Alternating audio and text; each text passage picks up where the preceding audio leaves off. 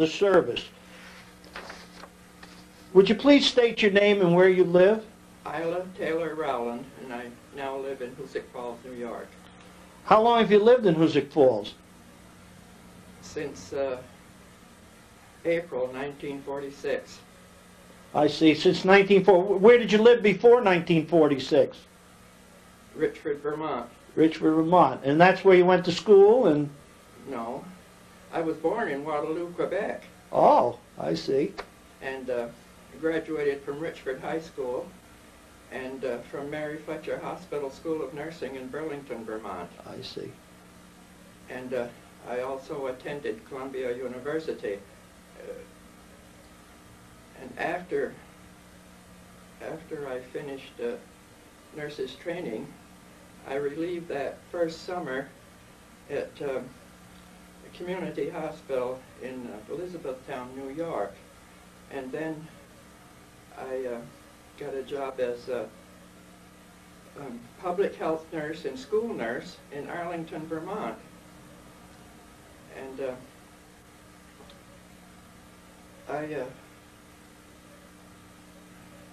From Arlington, where did you go? well, I went back home because to be with my mother, who was terminally ill. I see. And then when she died, that's when I joined the service. I see. And what year was that when you joined the service? December 1943. I see. In December 1943, you enlisted, and I don't know much about that. In the Army Nurse Corps. I see. And being already a registered nurse, I was commissioned second lieutenant. And then after a year, I was promoted to first lieutenant. I see. When you became a lieutenant, where did they send you when you first got into service? A basic training at Fort Devens, Massachusetts. And when that was completed, we sailed from Boston to Liverpool, England. I see. And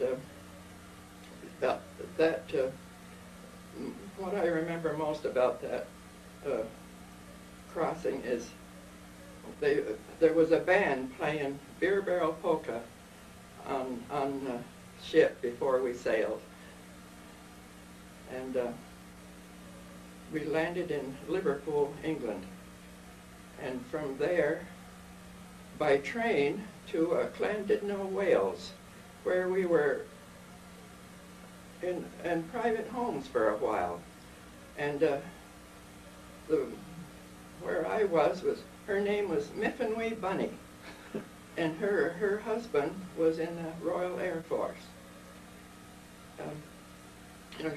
Llandudno, Wales is where Lewis Carroll, who wrote Alice in Wonderland, and there was a statue of him there. And I remember the main street just went into the ocean on both ends. And anyway, and Easter time, I attended the Anglican church at a cathedral that was built in 800 A.D. And from there... And when you were in the... that was when I was in Llandudno. I see. And were you stationed at a hospital there? No, we were just sort of a staging area, I guess. I see. And then I was assigned to the 184th General Hospital, which was based in Sutton and Ashfield, England. All right. And were the wounded brought over to the... Yes, yes. Would you tell us a little about, the duties and stuff, and who was in the hospital and so forth? It was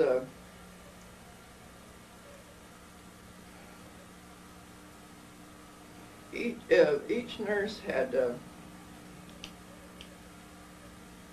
there was 40 patients to a ward, and I, as charge nurse, was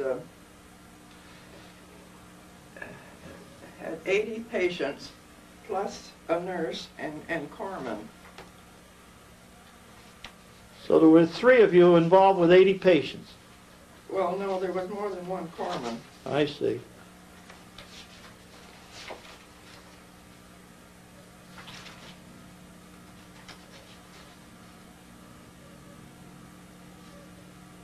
General duty, charge nurse on medical and surgical wards in a general hospital overseas. Bed capacity 2,000. Included supervision of 1 nurse and 4 enlisted men. Supervision of as many as 80 patients at one time. So that sums up what your job was at that hospital. Yes. All right. And how long did you stay at that hospital? Oh, about a year. And the patients would come in a trainload at a time, and we would be called out in the middle of the night or any time to admit them. And at one time, there was German prisoners as patients. Mm. And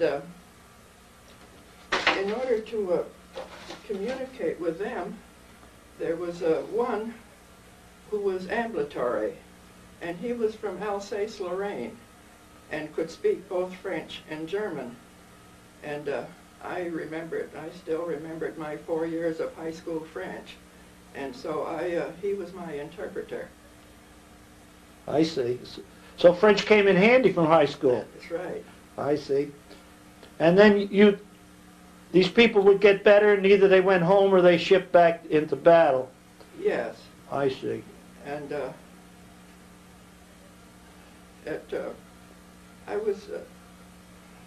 I was also at Presque Isle, Scotland, where they shipped them back to the States. I see.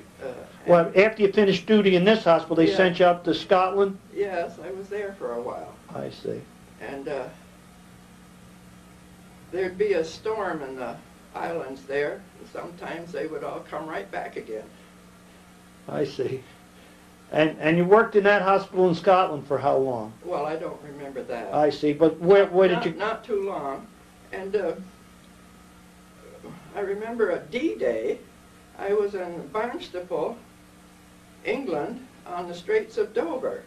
And the sky was just black with planes. We didn't know what was going on at the time, but it was during the invasion of Normandy. I see. And you were stationed in England. What happened after the invasion? Were you people get real busy after the invasion at the hospital? Well, we were busy all the time. I see. All right. And how long did you stay in England then? Was all your duty in England and Scotland Yes, and yeah. Wales, the British Isles? 13 months. 13 months. All right. Then after the 13 months, you rotated back. Did you come back by boat or they Yes. fly you? Came back by boat. Yes. And where did you land? Well, I don't know. I think it was South Carolina, Right. Newport News or someplace Oh, I see. like that. In But I'm Virginia. not sure. Okay, but But anyway, keep going. I was Go ahead. after I was stationed at Valley Forge General Hospital in Phoenixville, Pennsylvania. Yeah. After that, and How long did you? About how long were you in Pennsylvania then at Valley Forge? well, I was in the service altogether 2 years, and 13 months of that was in England, so I the see. rest would be here. I see. And then when you got discharged from the service, what happened? Well, before that, my fiance, Glenn S. Rowland, had been drafted before.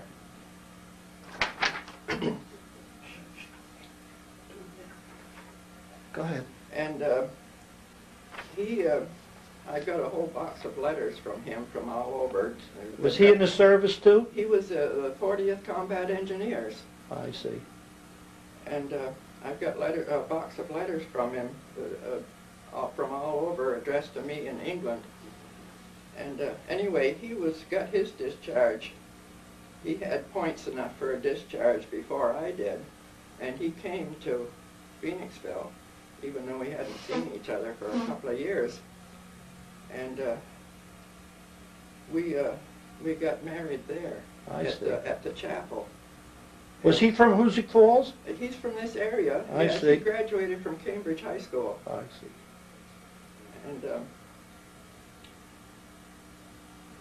And and Then you moved to Hoosick Falls? yes, I see. And you've lived here ever since? that's right. And you had how many children? You had 3 sons. 3 sons. All right. Is there anything else you'd like to tell us about the service or anything else about living in Hoosick Falls that you'd like on tape? Because this is our permanent tape. Anything special? Well, I joined the Veterans of Foreign Wars Yeah. as Glenn in 1979. I have a newspaper clipping of Glenn, who was commander, I see. pin on me, and it was 19 women weren't admitted to the Veterans of Foreign Wars until the bylaws were changed in 1978. Wow. And so in May '79. Isn't that awful? Yeah, they changed. The bylaws were changed from man to read person. That's what should be. Yeah. And so that's when I joined. And but I never went to a meeting because Glenn died that September until years later. And now I've been serving as adjutant for several years. And not only that, but I'm a charter member of the Women in Military Service of America that in Washington, D.C. that you... Great. Well, so is there anything else before we call this the end of your interview? I don't think of anything. Well, I want to thank you for coming. We appreciate it. We just glad to learn about what happened in the service, and thank you very much.